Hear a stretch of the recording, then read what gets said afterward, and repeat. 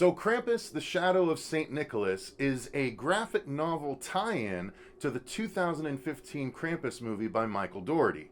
Now, this comic actually came out just a couple weeks before the actual Krampus movie, but it tells completely separate stories within that same Krampus universe. So, let's break it down. So, Krampus, the Shadow of St. Nicholas tells 4 different stories, all that loosely tie into one another, not unlike Michael Dougherty's other film, Trick or Treat. The first story begins with a department store Santa Claus, who happens to be ex-military and happens to be in a position in his life where he operates as a department store Santa Claus. This day, he drinks a little bit too much and is finally fired. He leaves drunk and immediately wrecks his car, then barges back into work yelling for his job before passing out. The Santa wakes up later, and an employee dressed as an elf named Audrey, who's tried being supportive of the drunk, tells him that the weather has suddenly changed outside, and now a bunch of people are locked inside the store, including a group of kids from a group home, and Steve, the guy who actually fired him. The kids, Steve and Audrey, all wait to be rescued, and Santa insists on continuing to drink through the whole event.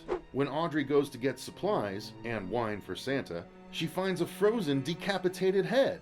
Back in the main part of the department store, while they wait, the kids ask Santa about Mrs. Claus, and he ends up telling them what happened to he and his wife, in an actually nice, tender way. And it endears us to this Santa character. As Audrey rushes back, she passes another frozen body and is grabbed by a hiding Steve, who points out some of Krampus's evil elves carrying a frozen body. Steve and Audrey eventually rejoin the group and tell them about the elves, but Santa slaps Steve to keep him calm and goes himself to investigate, relying on his military training. Santa ends up seeing Krampus in the shadows and flees. Then he gets jumped by the evil elves.